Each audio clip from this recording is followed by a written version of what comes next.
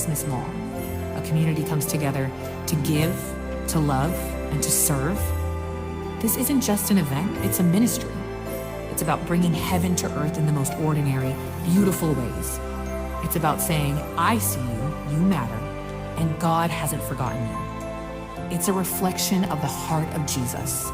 When we welcome families, when we help them find the perfect gift, when we smile and listen, we are his hands and his feet. Jesus didn't just speak love, he showed it. He knelt to wash feet. He fed the hungry. He saw the forgotten, and that's what we get to do right here in our own city. Every act of service, no matter how small, carries eternal weight. A cart pushed, a toy wrapped, a prayer whispered. It all says the same thing: you matter, you're loved, you're not alone. Acts 20:35 says, it is more blessed to give than to receive. And we've seen it, the joy that fills the room when we give of ourselves, expecting nothing in return. That's the joy of serving. That's the gift of Christmas. So as we prepare our hearts for this year's Christmas Mall, let's remember it's not just about presents under a tree. It's about presence, his presence, shining through every smile, every hug, and every moment we share. Because when we serve with love, we bring the hope of Jesus to every family that walks through those doors. Good morning, New Life Church. How's everybody doing? All right, I got to know real fast. You know me. I like to ask questions. And somebody asked me a question this morning, so plot twist. I'm not allowed to leave this area because it's dark over there and it's dark over here. And if y'all know me, I like to get my money's worth when I'm up here and use the whole stage. So just pray for me that I can stay in the light. But I need to know, who's the ham person at Thanksgiving? Where are my ham people at? Okay. Where's the turkey people at? So those are the people that I'm talking to today, the sleepy people. Okay. No, I'm kidding. I like both. I'm not partial. But if we haven't had the chance to meet, my name is Seth. Like Caleb said, my wife Sav and I, we are the student pastors here, and we get to hang out with high school and college students almost every single week, and it's awesome. We love it. We love all the things that we get to do because of that. We love retreats and conferences and late nights and people being at our house until 11:30, but Sav goes to bed at 8:30. So, it's just really awesome, super fun stuff every single week. But this church is amazing. God's moving in the next generation. We're just really thankful to be a part of it. But it's been a while since I've been up here, and that means I have to show you pictures of my kid. So we're gonna start the whole message with, look at this! Oh my gosh! So if you didn't see, Ellie was Ellie for Halloween, and one of our college students loved it so much that she was like, hey, can you bring her in her Halloween costume, and I want to take pictures of her. And we're like, yes. So that's Ellie as Ellie. When you're missing a front tooth, you just have to make the most out of it. And, she's 2.5, and it's probably not going to come in until kindergarten. So it's going to be awesome. We'll have to find more characters that are missing front teeth. But exactly, yeah, fifth miss. That's what she's excited for. Fifth miss, and Fittigetti and Fighterman. That's what we like right now. All the things that starts with S are F's, and it's just really awesome. But I'm excited to continue this series. Who is God? Talking about the names of God. And one thing that we have said all throughout this that I've loved is, for every need, God has a name. For every need, God has a name. And Jennifer talked about it at Night of Worship. There are so many different names of God in the Word. It would spend years getting to them all. So do your homework, do your research. We're going to cover one today, but there are numerous other names for the needs in all of our lives. So dive in, find a name for the need that you have in your life. But I do want to say this. When you find a name, like the name we're going to go over today, that doesn't mean that we'll automatically have better circumstances. But it does mean when we call on that name, we can automatically find hope. Because when we call on his name, we can be reminded that he's faithful. And what we're going to be talking about today is we're going to look at one of the most famous stories in Scripture. And it's a story where help was needed big time. Like the story that we're talking about, this guy, this group of people, they needed help. So I need to know who grew up with felt Bible story things in their Sunday school class. Yes? Okay, y'all learned about this and taught this in your Sunday school class. Where are my Awanas people at? Who went to Awanas? Who had the vest? Who got all the little swatches on their vest? I didn't get all the swatches on my vest. I was just there for the tug of war at the end. I'm not going to lie. For you Awanas people, you definitely learned about this. Do you have any guesses of where we're headed today? One of the most famous stories in the Bible. Not Noah, great guess. One more. Who said it? David and Goliath. That's where we're headed today. 1 Samuel chapter 17. Maybe Caleb said it because he knew what I was speaking on. But I love to interact with the crowd, so you turkey people, wake it up. David and Goliath today. 1 Samuel chapter 17, and we're going to read verses 2 through 10, and we're just going to kind of make our way through the chapter this morning. It's a really cool, fun way to break this story down. It says, Saul and the Israelites assembled and camped in the valley of Elah and drew up their battle line to meet the Philistines. The Philistines occupied one hill and the Israelites another, with the valley between them.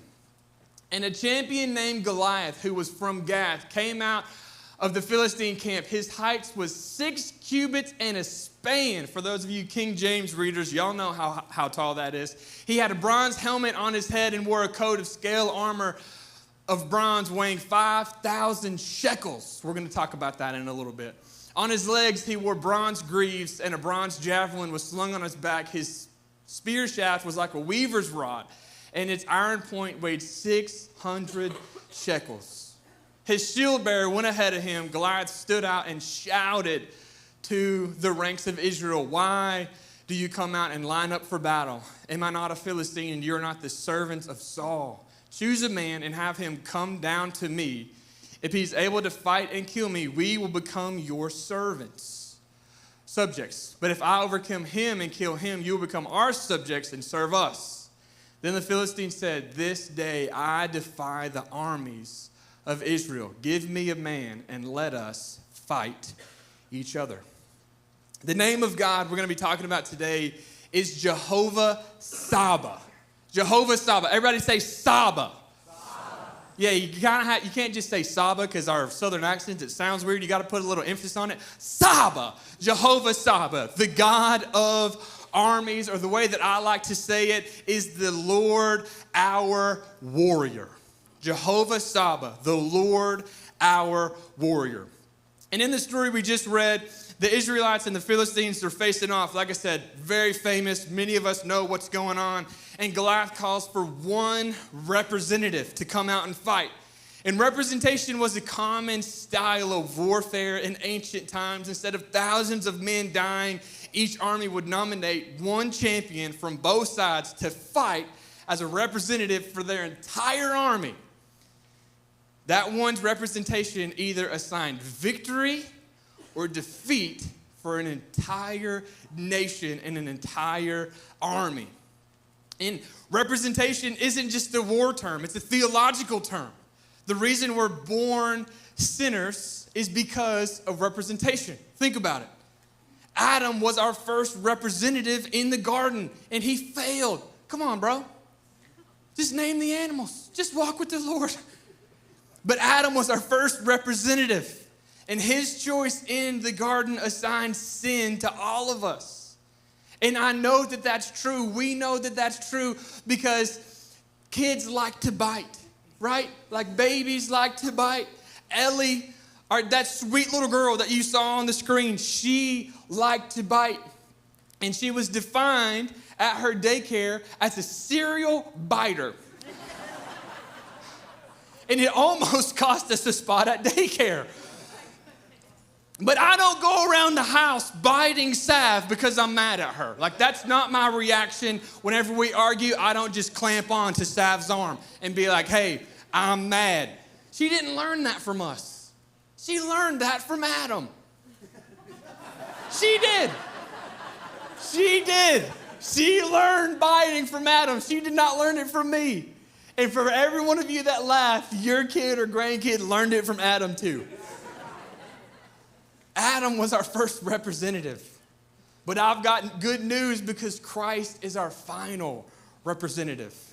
In other words, just like Adam assigned sin to all of us, thanks a lot, Christ's choice to die on the cross assigned righteousness to all of us who believe and put our faith in him. And Paul confirms it in Romans chapter 5, verse 18 and 19. Yes, Adam's one sin brings condemnation for everyone, but Christ's one act of righteousness brings right relationship with God and new life. Be a great name for a church.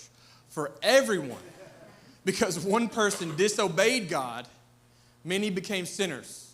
But because one other person obeyed God, many will be made righteous. Aren't you thankful that Christ stepped in as our representative?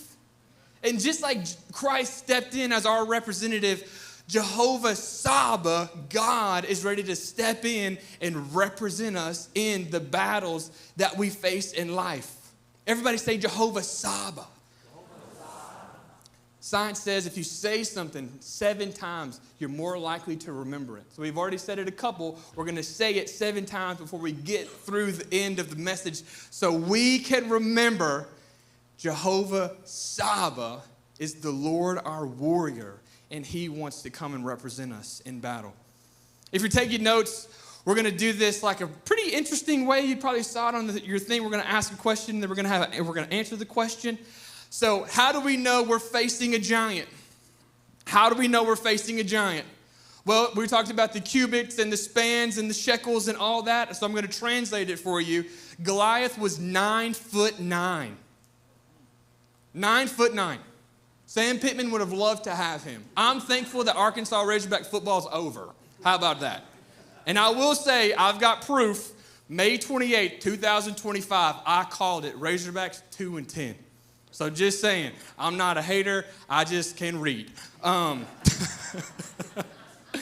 So Goliath was 9'9". His coat weighed 125 pounds. And his spearhead weighed 15 pounds. So how do we know we're facing a giant? This is really deep and theological. Giants are big. You're welcome. Welcome to New Life Church. Yeah. Giants are big. Giants aren't little problems. A giant is not a little cold or a runny nose. It's not a little financial stress, or it's not a little disagreement. A giant is something big enough to keep you up at night, to keep me up at night. A giant is a potential layoff. A giant is a relationship that's tearing us apart. A giant is a painful loss. A giant is a serious health concern. A giant is a kid who is in deep trouble. A giant isn't a little thing. A giant is a big thing. And in 1 Samuel 17:16, it says, for 40 days, the Philistine came forward, and every morning and evening took his stand. You know another way we know we're facing a giant? Giants won't leave. They're big, and they won't leave. You can't just wish a giant away. I'm sure Saul in his tent said that. I wish this guy would leave. I wish he would stop coming out and screaming at us. Think about addiction. The hardest part isn't saying no once. It's saying no every single day. Every single day, Goliath taunted the Israelites. Just like every single day, for some of us, the giants in our life, it feels like they come out and they taunt us every single day, morning and evening. They're coming out, taunting us. There have been several giants in my life that have come and taunted me morning and evening. Alcohol, vaping, cussing, and I couldn't just wish these things away. I welcomed them into my life. I didn't plan on them becoming giants, but they did. And I couldn't just wish them away. I definitely couldn't defeat them on my own strength. But when I finally stopped trying to ignore this giant in my life, when I finally stopped trying to ignore it and surrendered it to God, Jehovah Tsaba showed up. The Lord, my warrior, showed up. And that leads me to the second point that we're going to read in this chapter. How do we kill a giant? So we've identified it. They're big and they won't leave. So now how do we get rid of it? How do we kill this giant? The biggest question is, how did David kill Goliath? And I've got some crazy perspective for us. About the time that this happened, David was in middle school. So think about a middle school kid. It's really hard to fathom right now because all of our middle schoolers are running around 6, 7. I can promise you that's not what David was doing. Very different types of middle schoolers that we're talking about. But David was in middle school. So how did he kill a 9'9" giant? Well, everyone looked at Goliath's physical stature, a 9'9" man. David looked at Goliath's spiritual stature. Goliath was an uncircumcised Philistine, meaning he didn't belong to the living God. And David said, Goliath is big, but my God is bigger, and he's only fighting for one of us. So here's the first thing we do to kill a giant. We've got to change our perspective. Everybody, you go and read the story, read the whole story. Everybody else was scared. It says that they were scared. They were fearful. They didn't know what they were going to do. And here comes David delivering some grilled cheese to his brother. And he says, hey, what are you doing defying the living God? He didn't look at this 9'9" Nephilim that was standing out there in front of him. He saw somebody that wasn't on their side. And he said, I'm going to take care of you. It's like whenever I was a teenager and I lost something, I would tell my mom, hey, Mom, I lost my phone. Hey, Mom, I lost my keys. Hey, Mom, I lost my wallet. Hey, Mom, I lost my iPod. Yes, I had an iPod. I'm going to be 30 this week. I'm about to be 30, so I know what an iPod is. I know what a floppy disk is. I know what all those things are. Yes, I never used a floppy disk, but I know what it is. But when I would go to my mom and I'd be like, hey, I lost something, she would say, where's the last place you saw it? And I would tell her the last place that I saw it. And then within like a couple minutes, she would come back with this thing that I had lost. So how did my mom go and find something that I had lost? She had a different perspective. She wasn't looking for her son's phone. She was looking for something that she paid her hard-earned money for. She was looking for some dollars and cents. She wasn't looking for a phone. She had a different perspective than me. So if we're going to kill the giant, we need to start looking at the right thing. While everyone was looking at the face of the giant, David was looking at the faithfulness of God. And this middle schooler, listen to this. This middle schooler said in verse 36, your servant has killed both the lion and the bear. This uncircumcised Philistine will be like one of them, because he has defied the armies of the living God. If you're taking notes, write this down. If I'm looking at a giant in my life, I need to start looking at what God has already done. If I'm looking at a giant in my life, the first thing I need to do is start looking at what God has already done. David killed the lion and the bear when he was a shepherd. He knew that God, Jehovah Tsaba, was already on his side, fighting battles for him. So he looked at this giant in front of him and said, you're no different. We're talking about who? Jehovah Tsaba, the Lord our warrior. The same God who showed up and stepped in and fought when Elijah was surrounded by 450 prophets of Baal. The same God who showed up and shut the mouths of the lion when Daniel was in the lion's den. This is Jehovah Tsaba over and over and over. The same God who showed up and shook off the chains when Paul and Silas were locked up in prison. Jehovah Tsaba.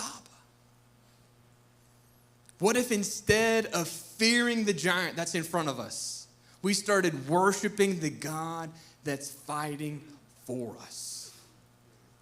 We know that David was a worshiper at heart.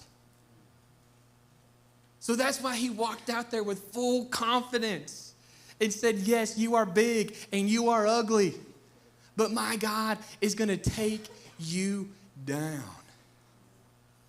I don't know about you, but the next time the giant of sickness or anxiety or any kind of sin tries to come in and mess with me or mess with my family, I'm going to take a stand with full confidence and say, God has already slain one giant. Maybe God has already slain dozens of giants in my life. You are going to be no different.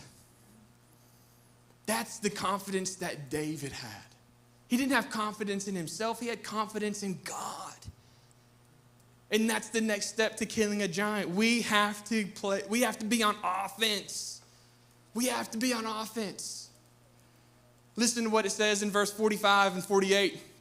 It says, David said to the Philistine, you come against me with sword and spear and javelin, but I come against you in the name of the Lord Almighty, Jehovah Tsaba, the Lord of the armies of Israel, whom you have defied. As the Philistine moved closer to attack him, David ran quickly toward the battle line to meet him. David didn't sit back and play defense. He wasn't waiting on 9'9", ready on defense. No, he ran towards the fight. He ran towards the battle line. He attacked. For those of you that don't know, I like sports. I like all kinds of sports. I've never watched cricket, but if you put it on, I'd probably sit and watch it. What I do like is football. And I have Jahmyr Gibbs on my fantasy team. Well, thanks to Caden, one of my fantasy teams. And if you don't know, the Detroit Lions led the NFL in scoring last year. And if you have Jahmyr Gibbs in fantasy, you'll know that they had a really, really, really good year on offense.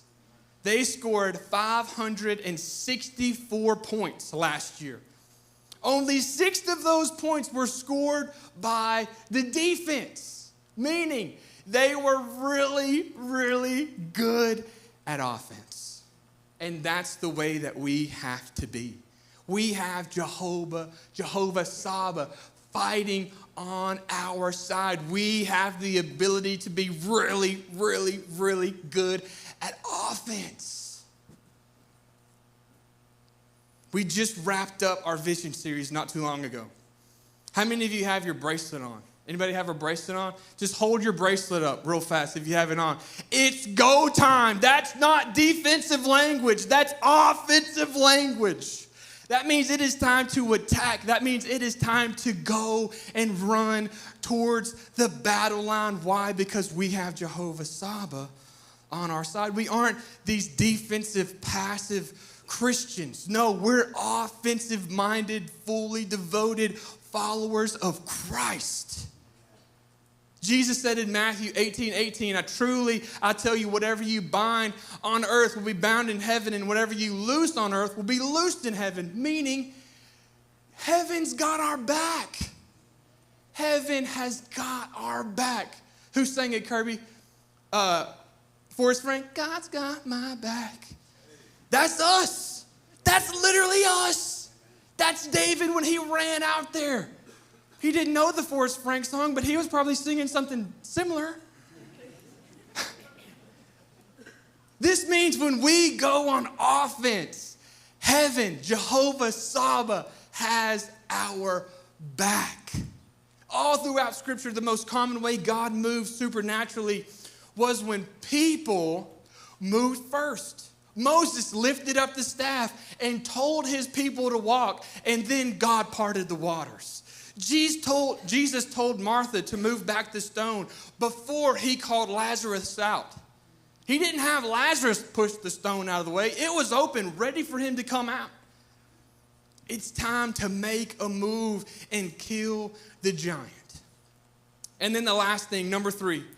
What do we do when we kill the giant? We've identified it. We've changed our perspective. We have gone on offense. We've ran towards the battle line.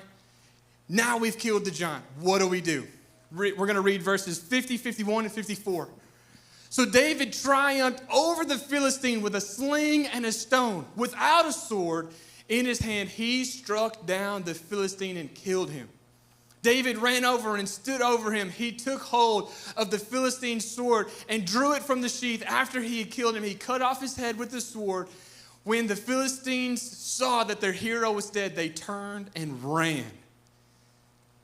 David took the Philistine's head back to Jerusalem. He put the Philistine's weapon in his own tent. So to answer your question, I'm glad you asked a lot of questions today. What do we do when we kill a giant? We share the victory. We share the victory. We share so much of our lives. All the time, we share so much of our lives all over the place. We need to share the victory. We need to share the victories that Jehovah Tsaba has given us. Some of you have some giants that you've been carrying around, and you just need to hold them up and share the victory. Every time I speak, I try to do my best to incorporate things in my life, and Caleb does a great job. I could tell you his testimony better than he could tell you his testimony. I know it. I know about the guy that jumped out the window. I know all kinds of stuff. All kinds of stuff, because he shares the victory. Every time. He's so honest. And I try to be the same way. I talk about coming from a home with divorced parents because a lot of people that Sav and I interact with in high school and college come from homes with divorced parents. And this is me talking to those kids. I'm sharing the victory. Revelations 12:11. Some of you gasp a little bit. They triumphed over him by the blood of the Lamb and the word of their testimony. They shared the victory. For those of you facing a giant right now, because I would be an idiot to think that people walked in here and had it all together. We all walked in here dealing with things. We all walked in here, and maybe a lot of us woke up today and there was a giant in the middle of your house taking a stand against you, taunting you. This is what I want us to do. For those of us that have a giant in our life right now, I'm going to read off a list and we're going to encourage each other. We're going to share the victory together. We're going to build up each other's faith together. We're going to build unity in the body today. So if you have a struggle in your life, just sit there. And I want you to look around the room as I read this list, because we are going to share the victories together. Y'all with me? It's going to take a little bit of honesty, but it's all good. It's good. It's good honesty. If God has ever defeated your past and you are now walking in freedom, raise your hand. Sharing the victory. You can put them down. If God has ever restored a broken relationship, raise your hand. We're killing some giants today. You can put them down. If God has ever defeated disease in your body, raise your hand. Come on, we're killing some giants today. We're going on offense. We're sharing the victory. These hands are beacons of hope and light for people in this room. If God has ever brought back a wayward child, raise your hand. Come on, Jesus. Jehovah Tsaba, the Lord our warrior. If God has ever defeated an addiction in your life, raise your hand. In the name of Jesus. Jehovah Tsaba, the Lord our warrior, is fighting for every single one of us that have giants in our life. With heads bowed and eyes closed, I want to pray real fast.